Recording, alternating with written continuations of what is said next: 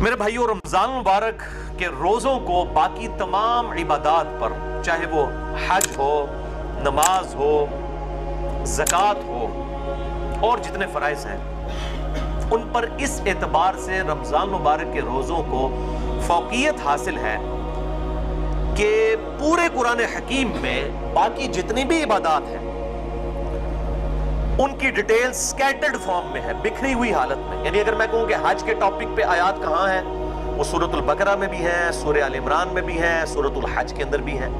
نماز کے ٹاپک میں تو کئی ایک صورتوں میں یہ ایشو ڈسکس ہوا ہے، اسی طریقے سے زکوٰۃ بھی سینکڑوں جگہ پہ ڈسکس ہوئی ہے۔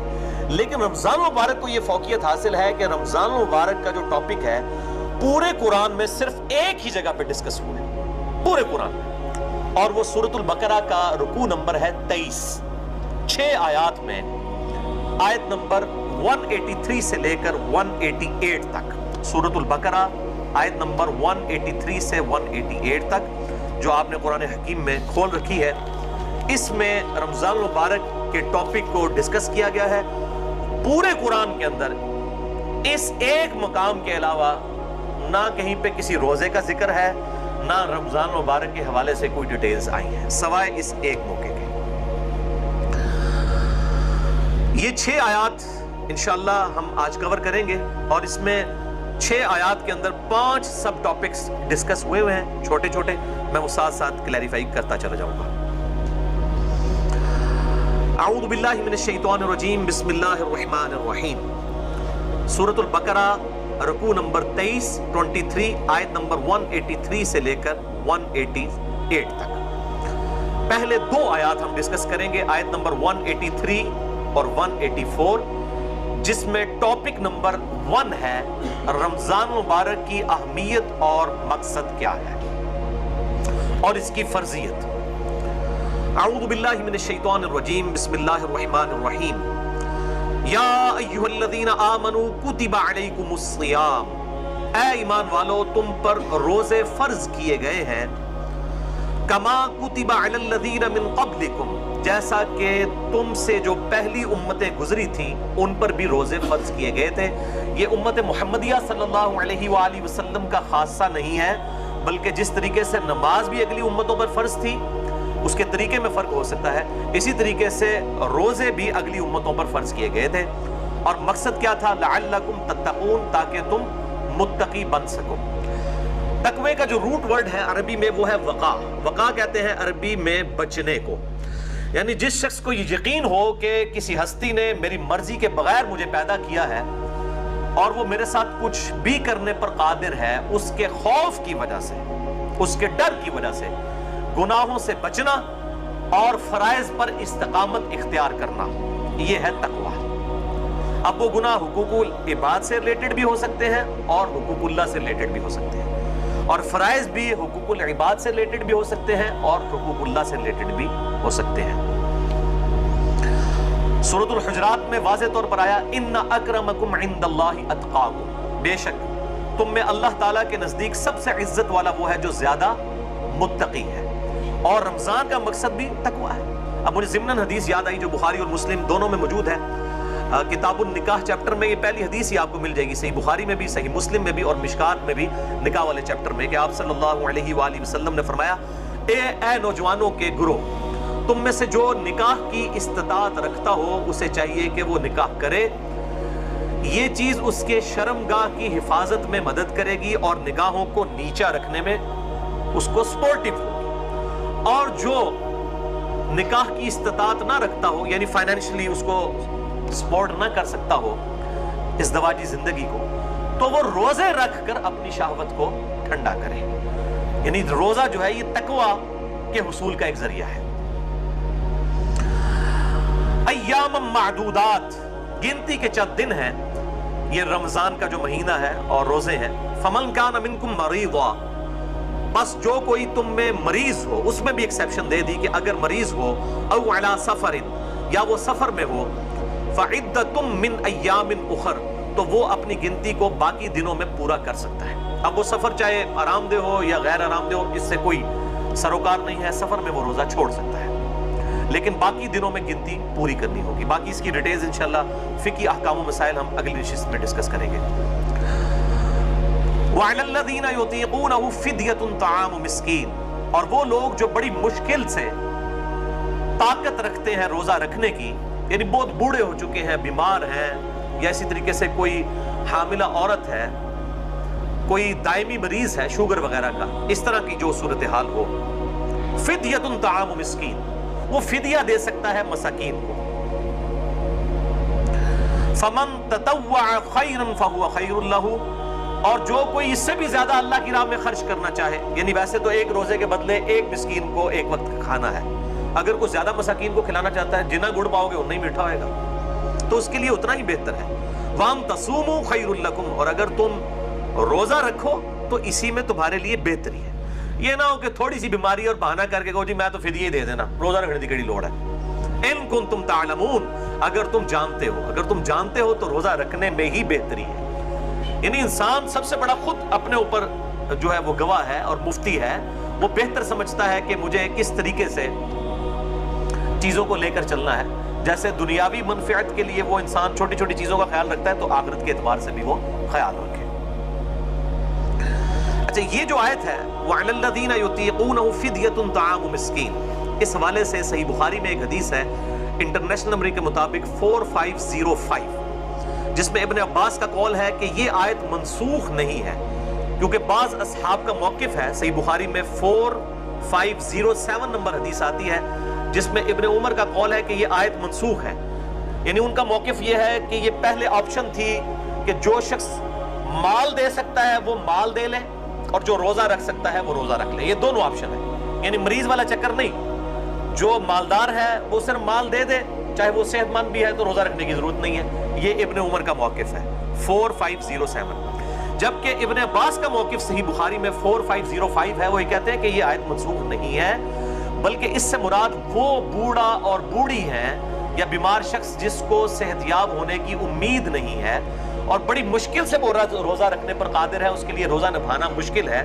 جیسا کہ بعض کا شوگر کی بیماری ایسی ہو سکتی ہے کہ انسان کے لیے مشکل ہو جائے آج کے دور کے اندر، یا بڑھاپا خود بہت بڑی بیماری ہے، کوئی 80-90 سال کا کوئی بزرگ ہے اور وہ روزہ نہیں رکھ سکتا، تو اس کے لیے یہ آپشن ہے کہ وہ اس کے بدلے فدیہ دے دے، ایک وقت کا مسکین کو کھانا کھلا دے. صحیح بخاری میں آتا ہے انس بن مالک جب بوڑھے ہو گئے تھے، ان کی عمر 100 سال کے قریب تھی، تو روزانہ وہ ایک مسکین کو کھانا کھلایا کرتے تھے گوشت کے ساتھ، دال نہیں، گوشت نہ، اللہ کی راہ میں گوشت کے ساتھ کھانا.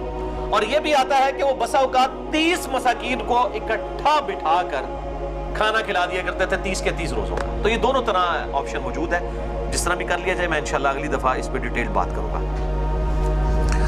اگلی آیت سورۃ البقرہ آیت نمبر 185 رمضان مبارک کی فضیلت اور روزوں کی فرضیت اور شرعی احکام سے ریلیٹڈ ہے. یہ سب ٹاپک ہے اس کا. شہر رمضان الذی انزل فیہ القرآن، رمضان کا مہینہ وہ ہے جس میں نازل ہوا قرآن. یعنی یہ رمضان کی فضیلت ہے کہ قرآن اس میں نازل ہوا ہے. اور کب نازل ہوا؟ انا انزلناہ فی لیلۃ القدر، جس کے حوالے سے پچھلی دفعہ میری تقریباً کوئی 1 گھنٹہ 20 منٹ کی گفتگو ہے، مسئلہ نمبر نیو 44 شب برات اور شب قدر کے حوالے سے. میں آج اس کی ڈیٹیل میں نہیں جاؤں گا. ہدی للناس، جو انسانیت کے لیے ہدایت ہے، وبینات من الہدی، اور اس میں ہدایت کے روشن دلائل موجود ہیں، والفرقان، اور حق اور باطل میں تمیز کرنے والی یہ کتاب ہے.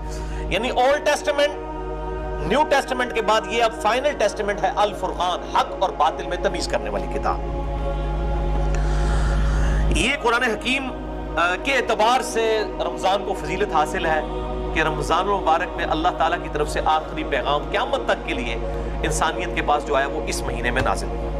اب یہ بڑا ڈیٹیل طرف ٹاپک ہے، اس پہ میرے 2 لیکچرز ہیں. مسئلہ نمبر 1 امام الانبیاء کی دعوت قرآن 2 گھنٹے کا، اور حال ہی میں ریکارڈ ہوا ہے مسئلہ نمبر 167 رسول اللہ صلی اللہ علیہ وآلہ وسلم کی اپنی امت کے خلاف گواہی، جو سورۃ الفرقان کی آیت نمبر 30 ہے. وقال الرسول یا رب ان قوم اتخذوا هذا القرآن مهجورا، اور رسول اللہ صلی اللہ علیہ وسلم شکایت کریں گے قیامت کے دن کہ اے اللہ میری قوم نے قرآن کو پیٹھ کے پیچھے ڈال دیا تھا، یعنی قرآن کے نظریات کو چھوڑ دیا تھا.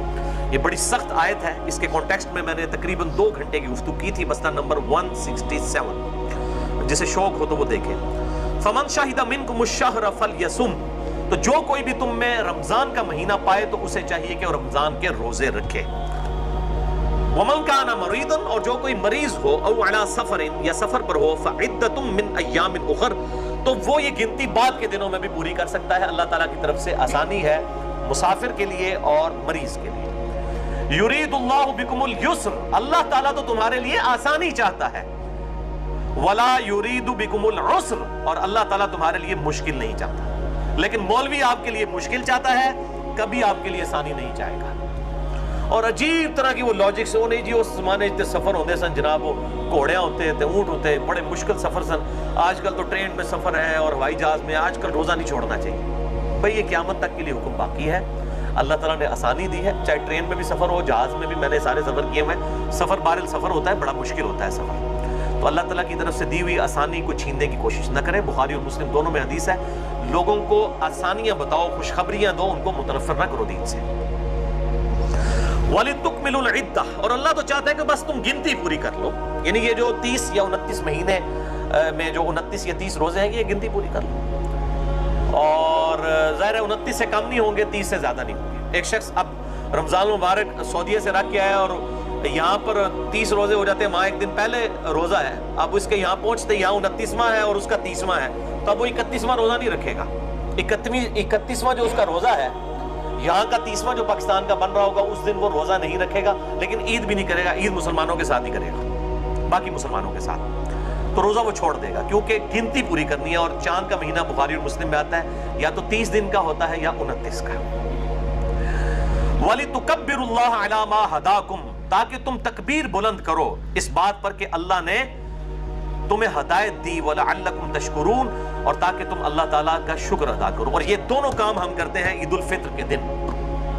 روزوں کی جب گنتی پوری ہوتی ہے تو عید الفطر کے دن ہم تکبیرات بھی بلند کرتے ہیں. اللہ اکبر, اللہ اکبر, لا الہ الا اللہ, واللہ اکبر, اللہ اکبر وللہ الحمد. ادھر بھی آیا نا کہ تم اس کی تکبیر بیان کرو اور شکر ادا کرو. حمد بھی کرتے ہیں ہم اس کا, تکبیر بھی بلند کرتے ہیں. اور یہ تکبیرات اہل سنت اور اہل تشیع کے درمیان کامن ہے. مسلمانوں کا اجماع ہے ان تکبیرات کے اوپر. عید الفطر کے موقع پر آہستہ آواز میں پڑھی جائیں گی اور عید الاضحیٰ یعنی بڑی عید, قربانی کی عید کے موقع پر بلند آواز سے. اب اگلی جو آیت ہے سورۃ البقرہ آیت نمبر 186, وہ تیسرا ٹاپک ہے رمضان المبارک کی روحانی منزل کا حصول. یہ بہت کریٹیکل آیت ہے.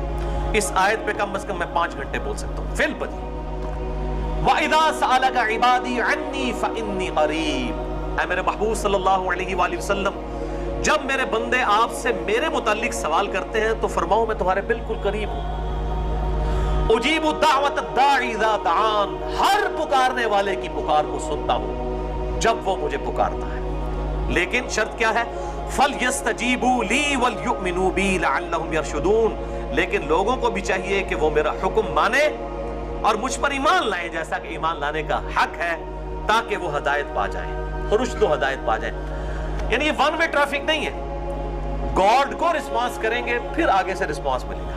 وَالَّذِينَ جَاهَدُوا فِينَا لَنَهْدِيَنَّهُمْ سُبُلَنَا جو لوگ ہماری راہ میں کوشش کریں گے ہم ان کے لیے اپنی راہیں کھولیں گے.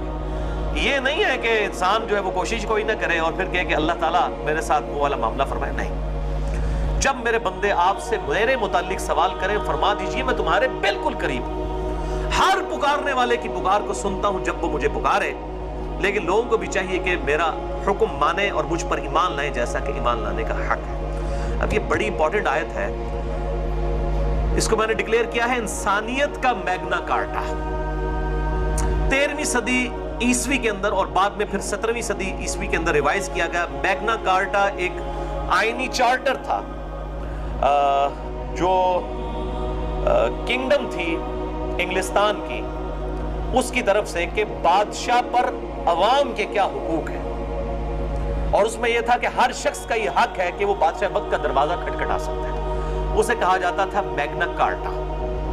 انسانیت کا میگنا کارٹا یہ ہے کہ اللہ تعالیٰ فرماتا ہے کہ ہر شخص مجھ سے رابطہ کر سکتا ہے. جب میرے بندے میرے متعلق اے محبوب صلی اللہ علیہ وآلہ وسلم آپ سے سوال کریں تو آپ فرمائیے میں تمہارے بالکل قریب ہوں. ابھی بڑا اچھا موقع تھا کہ جب میرے بندے آپ سے میرے بارے میں پوچھیں تو آپ فرما دیجئے کہ میں عرش کے اوپر ہوں. یہ بھی تو کہا جا سکتا ہے. جس طرح آج سلفیوں کو فکر پڑ جاتی ہے جی یہ وہ قریب کہہ دیا تو وہ کہیں وہ وحدت الوجود نہ ہو جائے، فلاں نہ ہو جائے، یہ تو بڑا خطرناک موقع تھا، یہاں تو یہ بات ہی نہیں کرنی چاہیے. تو اس لیے میں نے اس اعتبار سے بڑے ہی ایکسٹریم رویے ہیں جہمیہ کی طرف سے بھی اور آج کے بعض سلفی علماء کی طرف سے بھی، یہ بہت ایکسٹریم رویے ہیں. اللہ تعالیٰ اپنے عرش پر مستوی ہے جیسا کہ اس کی شان کے لائق ہے، اور وہ عرش پہ ہوتے ہوئے ہمارے ساتھ ہے جیسا کہ اس کی شان کے لائق ہے. اس کی تعویل کرنا جو ہے 11,000 وولٹ کو ہاتھ ڈالنے والی بات ہے، ورنہ صحیح مسلم میں حدیث ہے کہ ہر شخص کا دل رحمان کی 2 انگلیوں میں ہے. یہ کہتے ہیں جی وہ اگر آپ کہیں گے اللہ ہمارے ساتھ ہے، جب آپ ٹائلٹ جاتے ہیں اس وقت بھی اللہ ہوتا ہے، تو ان سے آگے پھکی والا سوال کریں کہ جب آپ ٹائلٹ میں جاتے ہیں اس وقت رحمان کی 2 انگلیوں میں اللہ آپ کا دل ہوتا ہے؟ اب تو آپ الفاظ کو نہ پھر تعویل نہ کریں، یہ بڑا خطرناک معاملہ ہے. یہاں پہ بھی دیکھیں جب میرے بندے میرے بارے میں پوچھیں تو فرماؤ بالکل قریب ہوں تمہارے. کیسے قریب ہوں؟ جیسا کہ اس کی شان کے لائق. اس حوالے سے ایک میرا کلپ ہے جس میں میں نے حنفیوں اور سلفیوں دونوں کے ایکسٹریم رویوں کا رد کیا ہے، کیونکہ حنفی بعض کا بالکل جہمیوں والا عقیدہ پروپیگیٹ کرتے ہیں اور بعض سلفی، ساروں کی نہیں میں بات کر رہا، بعض سلفی جو ہے بالکل مجسمہ والا عقیدہ پروپیگیٹ کرتے ہیں. میرا ایک کلپ ہے یوٹیوب پہ، آپ لکھیں رومن میں اللہ کہاں ہے یا انگلش میں لکھ دیں ویئر از اللہ، سب سے ٹاپ پہ میرا وہ کلپ انشاءاللہ کھل جائے گا، جس میں میں نے میرا خیال 12-13 منٹ میں یہ معاملہ کلیئر کیا ہے. تو میں یہ کسی موقع پہ بھی نہیں چھوڑوں گا کہ میں یہ ضرور ایڈریس کروں گا کہ اللہ تعالیٰ کے بارے میں عقائد اس طریقے سے پروپیگیٹ نہ کریں کہ وہ قیامت والے دن تواڈے گاٹے فٹ ہو جائیں. بالکل اللہ تعالیٰ عرش پہ ہے جیسا اس کی شان کے لائق ہے. الرحمن علی العرش استویٰ، اور قرآن میں نحن اقرب الیہ من حبل الورید، ہم تمہاری رگ جان سے بھی زیادہ تمہارے قریب ہیں جیسا کہ اس کی شان کے لائق ہے. تم 3 نہیں ہوتے، چوتھا وہ تمہارے ساتھ ہوتا ہے. تم 5 نہیں ہوتے، چھٹا وہ تمہارے ساتھ ہوتا ہے. وَهُوَ مَعَكُمْ أَيْنَمَا كَانُوا، تم جہاں کہیں بھی ہو تمہارے ساتھ ہوتا ہے. کیسے ہوتا ہے؟ جیسا کہ اس کی شان کے لائق ہے. آپ کیوں اس میں انجینئرنگ کرنے کی کوشش کر رہے ہیں، اس کی ڈیٹیلز میں جانے کی؟ اللہ کی صفات لَيْسَ كَمِثْلِهِ شَيْءٌ، اللہ کی مثل کوئی شے نہیں، نہ جہمیہ بنے نہ مجسمہ بنے. یہ بہت خطرناک معاملہ ہے اور اس میں ڈر جانے کا مقام ہے. اب یہ روحانی منزل ہے کہ رمضان کی آیات کے بیچ میں یہ آیت کیوں ڈالی گئی ہے کہ جب میرے بندے تم سے میرے متعلق پوچھیں تو فرماؤں میں تمہارے بالکل قریب ہوں، ہر پکارنے والے کی پکار کو سنتا ہوں. کیوں؟ دیکھیں انسان جس ہستی کے لیے قربانیاں کر رہا ہوتا ہے، انسان کی یہ خواہش ہوتی ہے کہ میرا اس کے ساتھ کوئی تعلق قائم ہو جائے. رمضان مبارک میں کیا ہوتا ہے کہ دن کے وقت ہم روزہ رکھ کر اپنے کھانے پینے اور باقی جو ضرورتیں ہیں ان سے کنارہ کشی اختیار کر کے بیسیکلی اپنے حیوانی جسم کو کمزور کرتے ہیں، اور رات کو قرآن پاک کی قرات سن کر قیام اللیل میں اپنے روحانی جسم کو مضبوط کرتے ہیں. دونوں طرف سے آپ دیکھیں، ادھر سے جسم کمزور ہو رہا ہے اور یہاں سے روح کو غذا مل رہی ہے. تو ظاہر ہے کہ جب جسم کمزور ہوگا، روح کو غذا ملے گی تو روحانی پہلو انسان کا ڈومیننٹ ہو جائے گا. پھر اس کے بعد اندر سے خود یہ آواز اٹھے گی، صحابہ سے اٹھتی تھی کہ جس رب کے لیے ہم قربانیاں کر رہے ہیں وہ رب کدھر ہے؟ وَإِذَا سَأَلَكَ عِبَادِي عَنِّي فَإِنِّي قَرِيبٌ، اے میرے محبوب صلی اللہ علیہ وآلہ وسلم جب میرے بندے آپ سے میرے بارے میں پوچھے تم فرماؤ میں تمہارے بالکل قریب ہوں. کوئی ٹینشن نہ لو، جس رب کے لیے قربانیاں کر رہے ہو نا وہ ہر وقت تمہارے ساتھ ہے. تمہاری قربانیاں رائے گاں نہیں جائیں گی. یہ دن کے وقت بھوک کی تکلیف، پیاس کی تکلیف برداشت کرنا اور رات کو جگراتا کاٹنا قیام اللیل کر کے، یہ قربانیاں رائے گاں نہیں جائیں گی. اور جب انسان کو یہ یقین ہونا کہ جس کے لیے انسان قربانی کر رہا ہے وہ اس کو دیکھ رہا ہے اس حال میں، تو انسان کو صبر نصیب ہو جاتا ہے. یہ دنیا میں بھی ہے. آپ کسی دنیاوی دوست کے لیے قربانی کریں اور تکلیف اٹھائیں اور آپ کو یہ پتا چل جائے کہ آپ کے دوست کو بھی یہ بات پتا چل گئی ہے کہ آپ کو اس کے تکلیف اٹھانی پڑ رہی ہے، تو ایک اندر سے روحانی خوشی ملتی ہے کہ یار جس کے لیے کر رہا تھا اس کو پتا چل گیا کہ میں نے اس کے لیے قربانی کی ہے. اور جس اللہ کے لیے، جس نے ہمیں یہ سب کچھ دیا، ہمیں جان دی، اچھا جسم دیا، بال بچے دیے اور یہ دنیاوی سرکمسٹانسز دیے، اور پھر الٹیمیٹلی جنت میں ہمیشہ کی کامیابیاں انشاءاللہ مقدر ہونے والی ہیں، تو اس اللہ کے لیے بھی جب انسان اپنی کوئی قربانی پیش کرتا ہے تو انسان کے اندر سے یہ خواہش پیدا ہوتی ہے. اور اسی کا ذکر ہے جب میرے بندے پوچھیں فرماؤ تمہارے بالکل قریب ہوں، ہر پکارنے والے کی پکار کو سنتا ہوں، بشرطے کہ وہ میری بات بھی مانے اور مجھ پر ایمان لائے جیسا کہ ایمان لانے کا حق ہے. اسی کانٹیکسٹ میں 2 لیکچر بڑے امپورٹنٹ ہیں. مسئلہ نمبر 3 دعا صرف اللہ ہی سے، اس میں بھی میں نے اس کو ایڈریس کیا تھا، اور اسی کی ایکسٹینشن ہے مسئلہ نمبر 43 وسیلہ اور توسل کے صحیح احکام و مسائل، اور آج اس کی ڈیٹیل میں نہیں جاؤں گا. اگلی آیت سورۃ البقرہ آیت نمبر 187، یہ چوتھا ٹاپک ہے روزوں سے متعلق فقہی احکام و مسائل. اگلے ہفتے میں انشاءاللہ 70 کے قریب کور کروں گا. بہرحال کچھ اس میں کور ہو رہے ہیں, ان کو بھی اگلی دفعہ ڈیٹیل سے, آج صرف میں سرسری گزروں گا. احل لکم لیلۃ الصیام الرفث الی نسائکم, تمہارے لیے حلال کر دیا گیا ہے رمضان کی راتوں میں اپنی بیویوں کے ساتھ ازدواجی تعلق. ہن لباس لکم وانتم لباس لہن, تمہاری بیویاں تمہارا لباس ہے اور تم ان کا لباس.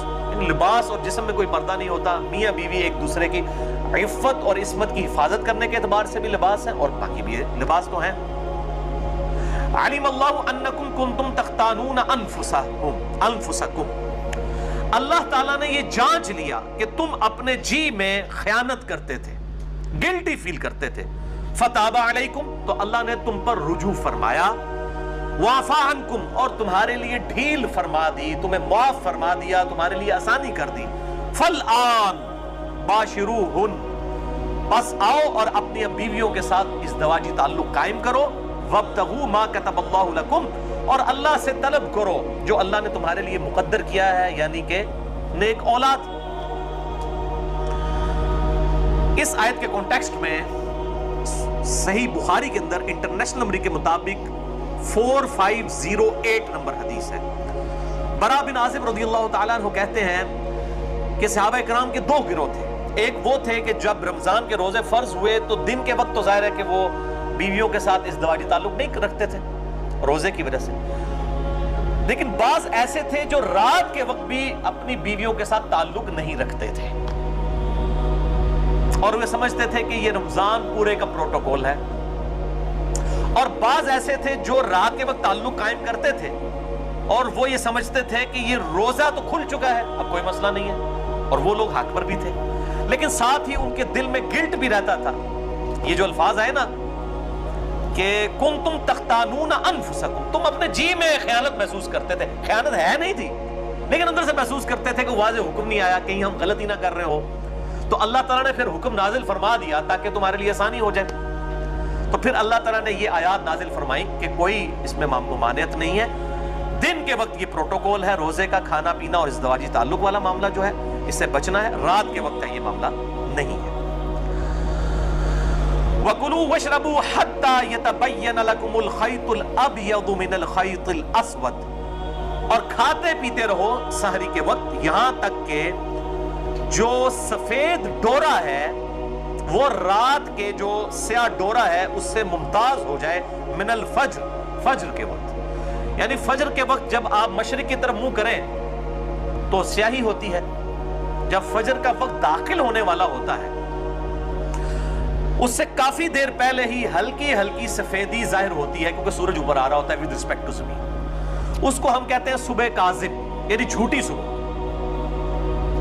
اس کے بعد پھر وہ روشنی ذرا نمایاں ہوتی ہے اور بالکل سفید افق پہ پھیل جاتی ہے.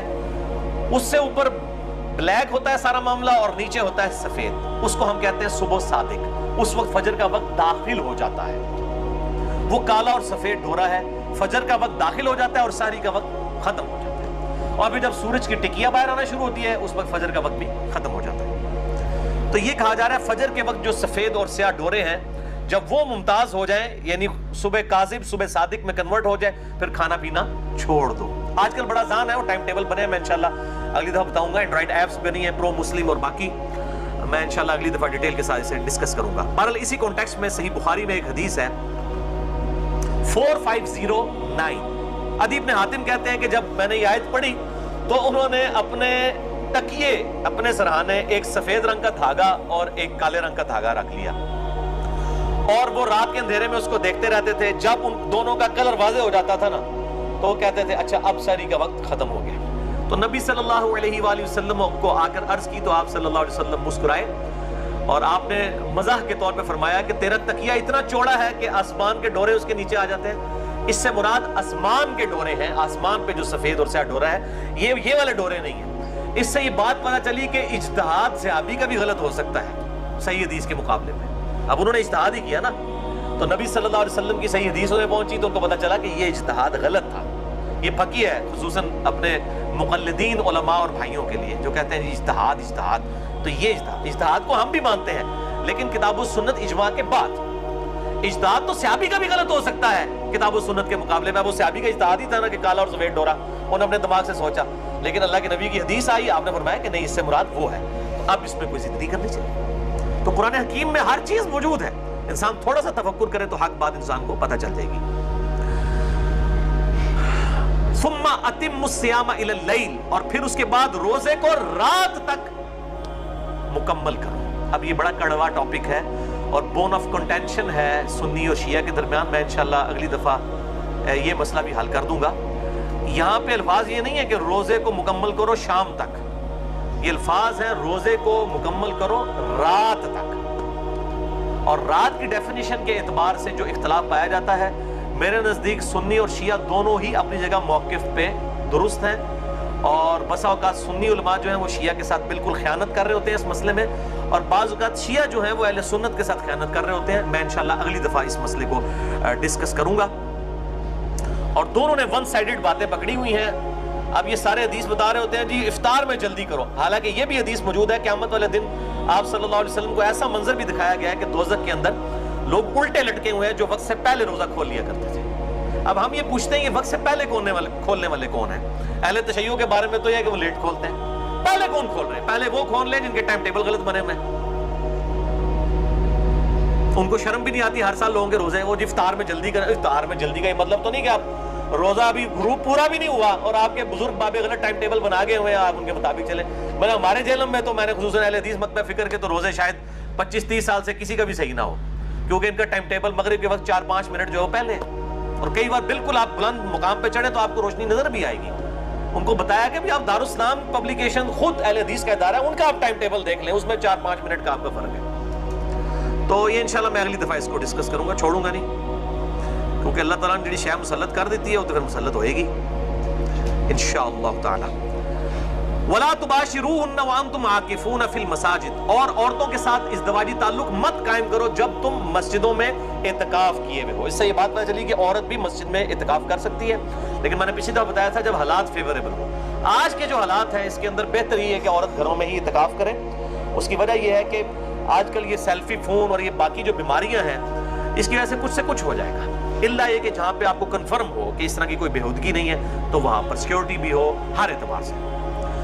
تو جب تم مسجدوں میں اعتکاف کرو تو پھر مسجد میں اعتکاف کرنے والا اپنی بیوی کے ساتھ ازدواجی تعلق قائم نہیں کر سکتا اگر اس کی بیوی نے بھی ساتھ اعتکاف کیا ہوا ہے. تلک حدود اللہ, یہ اللہ کی حدیں ہیں. فلا تقربوها, اور ان حدوں کے قریب بھی مت پھٹکنا.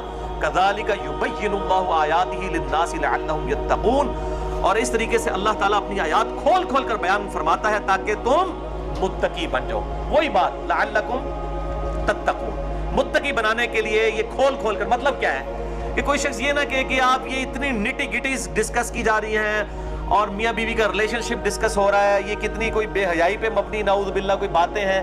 تو اللہ تعالیٰ ہمارے ہم آیات کھول کھول کر بیان کر رہے ہیں. اللہ کا مقصد وہ یہ نہیں ہے کہ وہ کسی کے اوپر زبردستی کوئی چیز امپلیمنٹ کرنا ہے, بلکہ احکامات کو کھول کر بیان کرنا ہے. اس میں کوئی بے حیائی والا معاملہ نہیں ہے. اب آخری آیت اسی کانٹیکسٹ میں سورۃ البقرہ کی آیت نمبر 188 جس میں 5واں ٹاپک ہے روزوں سے تقوی کے حصول کا لٹمس ٹیسٹ. ہاں جی, یہ آ رہی ہوں کوڑیاں گلا, کس کے روزے قبول ہیں اور کون روزے کا مقصد حاصل کرے گا تقوی والا. بڑا خطرناک لٹمس ٹیسٹ ہے چیک کرنے کے لیے, ٹیسٹر. وَلَا تَأْكُلُوا أَمْوَالَكُمْ بَيْنَكُمْ بِالْبَاطِلِ, مت ہڑپ کرو آپس میں ایک دوسرے کا مال حرام طریقے سے. اب رمضان کا مہینہ آ رہا ہے, چیزیں مہنگی کر دی ہیں, ملاوٹ کرنی شروع کر دی ہے, اور وہ سمجھ رہے ہیں رمضان کا مہینہ تو ہم برکتیں لوٹ رہے ہیں, لعنتیں لوٹ رہے ہیں. مت ہڑپ کرو آپس میں ایک دوسرے کا مال حرام طریقے سے. وَتُدْلُوا بِهَا إِلَى الْحُكَّامِ, اور اس مال کو رشوت کا ذریعہ نہ بناؤ حکمرانوں تک پہنچنے کے لیے. کیوں؟ لِتَأْكُلُوا فَرِيقًا مِّنْ أَمْوَالِ النَّاسِ بِالْإِثْمِ, کہ ایک فریق دوسرے فریق کا مال کھا لے گناہ کے ساتھ. یعنی رشوت دے کے کسی کے پلاٹ پہ قبضہ کر لیا, کسی کے جائیداد ہتھیار لی رشوت کے ذریعے, اور وہ گناہ اس کو پتہ بھی ہے کہ گناہ کا کام وہ کر رہا ہے. وَأَنْتُمْ تَعْلَمُونَ, جبکہ تم جانتے تو ہو. لوگ بڑے بولے بن کے مجھے بھی فون کر کے پوچھ رہے ہوتے ہیں علی بھائی یہ جائز ہے ناجائز. میں پہلے پوچھ رہا ہوں تو تہاڈا کیا خیال ہے, جائز ہے ناجائز ہے؟ نہیں جی لگتا تو ناجائز ہی ہے, تو میں نے کو پوچھ رہا ہوں. اللہ تعالیٰ بھی کہہ رہا ہے وَأَنْتُمْ تَعْلَمُونَ, جبکہ تم یہ جانتے بھی ہو کہ غلط کام کر رہے ہو. یہ دل کا جو مفتی ہے نا، بہت بڑا مفتی ہے، میں اس پہ بھی حدیث بھی ایک بتاتا ہوں دل کے مفتی کے اوپر، صحیح مسلم کی حدیث اسی کانٹیکسٹ میں۔ تو یہ رمضان میں جو چور بازاری کی ہوتی ہے اور چیزوں کو مہنگا کرتے ہیں، یہ ان کے لیے ہے کہ رمضان سے وہی برکت حاصل کرے گا جو حرام خوری نہ کرنے والا ہو۔ تو رزق حلال از دا لٹمس ٹیسٹ آف ایمان۔ ایمان کا لٹمس ٹیسٹ ایک یہ بھی ہے کہ رزق حلال ہے یا حرام ہے۔ اگر رزق حرام ہے تو کوئی تقوی نہیں ہے، کوئی روزے نہیں ہے، یہ کہتے ہیں پتہ نہیں قبول ہوئے نہیں، پتہ لگ گیا جناب تو تو کنفرم نہیں ہوئے جڑے اس طرح کے کام کرتے ہیں، تو میں ان کو پھر بتاتا ہوں جی کنفرم نہیں ہوئے تو قبول قرآن اس لکھے حرام خوری کرنے والوں کا کہاں پہ روزہ قبول ہے، کسی کو دھوکہ دینے والے کا، کسی کے ساتھ زیادتی کرنے والے کا۔ اور ایک طرف سے مال ہڑپ کر کے لوگوں کی افطاریاں کروا رہے ہوتے ہیں، ٹھیک ہے جی، وہ سمجھتے ہیں ہم بڑا کوئی نیکی کا کام کر رہے ہیں۔ حرام کا مال کھا کر، حرام مال کیوں اللہ تعالیٰ کنڈیم فرما رہا ہے؟ کیونکہ یہ حقوق العباد کا مسئلہ ہے۔ جب آپ حرام کما رہے ہیں تو کسی دوسرے کا حق جو ہے وہ غصب کر رہے ہیں۔ اصل میں آپ پیسے تو لے رہے ہیں اس سے پورے، لیکن مال میں خیانت کر کے اس کو دے رہے ہیں، تو یہ حقوق العباد کا مسئلہ ہے، اس لیے اللہ تعالیٰ اس معاملے میں سختی فرماتا ہے۔